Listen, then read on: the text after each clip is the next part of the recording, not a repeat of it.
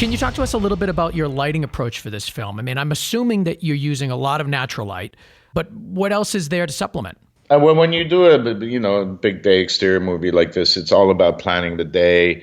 When we build the pits in Agua there had to be the orientation of the set was dictated by the runway because we used the runway basically as a start finish straightaway.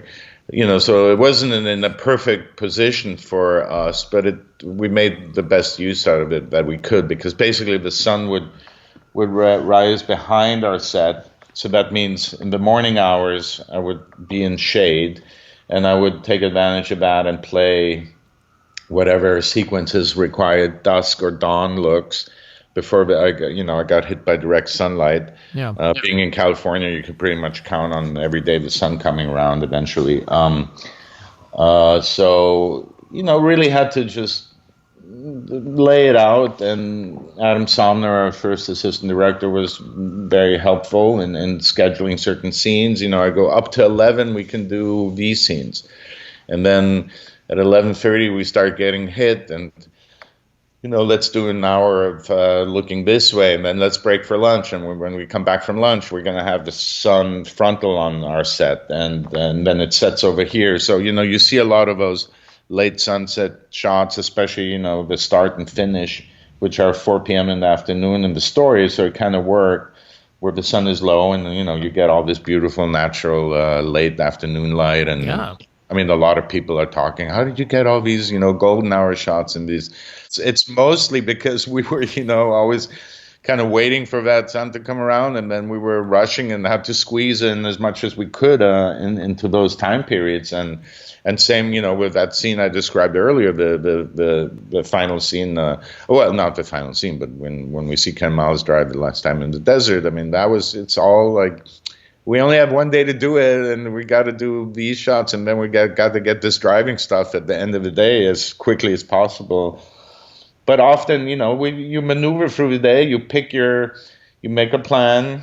I mean, that's what the exterior cinematography is all about. It's I don't light it electrically. I use some negatives and big blacks or bounces, but it's all about figuring out making the decisions. You're going to do this wide shot at this time. You're going to start with close-ups while you can control it. Then at 4:00 we're going to fall back to these camera positions, do this wide shot, and you have a plan, and hopefully, nothing happens along the way during that day, and you're able to stick to that timetable. And when it works, it's great. But there's another situation where Christian Bale and his son, played by Noah, walk out onto the airfield. And it's in the trailer, and I'm sure when they talk about the perfect lap, and it's all shot in magic hour in dusk after I wanted to start rolling after the sun sets and complete it before it's completely nighttime, and that as most people know, that's a pretty narrow window. I mean, in our case, yes. it was probably 20 minutes of actual shooting time, because we're out at Ontario Airport, which is standing in for LAX, which is where Shelby actually tested all these cars. They would use a runway at LAX and wait for the last flight to leave and use the runways to test the prototypes. But that scene was, we wanted it to be, so we're on an actual airport, functioning airport, and there's, big planes coming in on the one runway over, and we couldn't set up, your typical equipment that you would use in a scene like this, like big bounces or frames, because the airport staff said might get picked up by the wind. It could fly into oncoming air traffic. Couldn't really use any lights because it might mislead or pilots. I can't believe it was a functioning airport while you were shooting it. That's insane. And it's literally like they go, you can only go up to this point here, because we also didn't know the blocking. I mean, we knew that, Ken and the son are going to pull up in this Ford GT, start walking, strolling down the runway, philosophizing about racing and the track, and at some point probably sit down on the tarmac.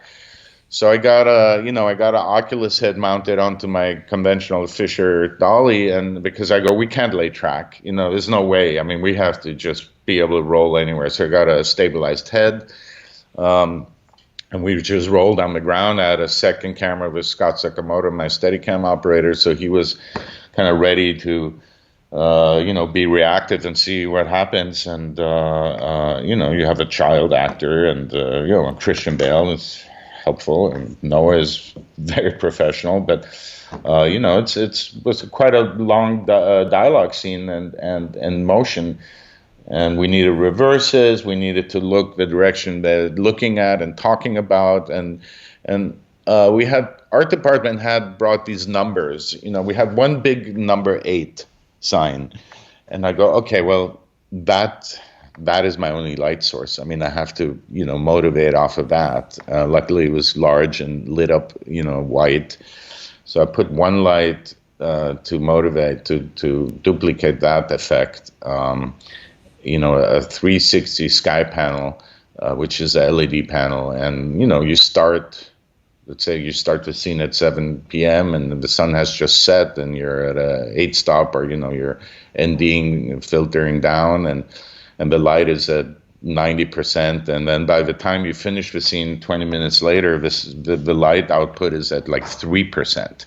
I mean, we couldn't even knock it down anymore, because you're opening up the stop, you're starting to push the ISO, and the opening up the exposure, and then all these aircraft landing lights that are little blue dots that you see in distant runways are starting to become brighter and brighter, and gloom more, because I can't control all those lights in the distance, of course. So yeah. Very tricky and very challenging, and we're certainly scrambling, and had the possibility, I guess, to come back the next day to complete it, but it was such a nice little intimate scene, and we were like, really don't want to come back, let's just get it done. And by the time we got the last shot, to the eye, it was like complete night. And then Mangold and I were talking. I go, I think we got it. I think it's good enough. We don't have to reshoot this. And then with a little help in the DI and the digital intermediate, and with Skype, and with Skip Kimball, my colorist, we balanced it all out and reined it in. And then Olivier, from our VFX supervisor, was able to, in the earlier portions of that scene, to give a little glow to the lights to, approximate what they would look like later in the scene.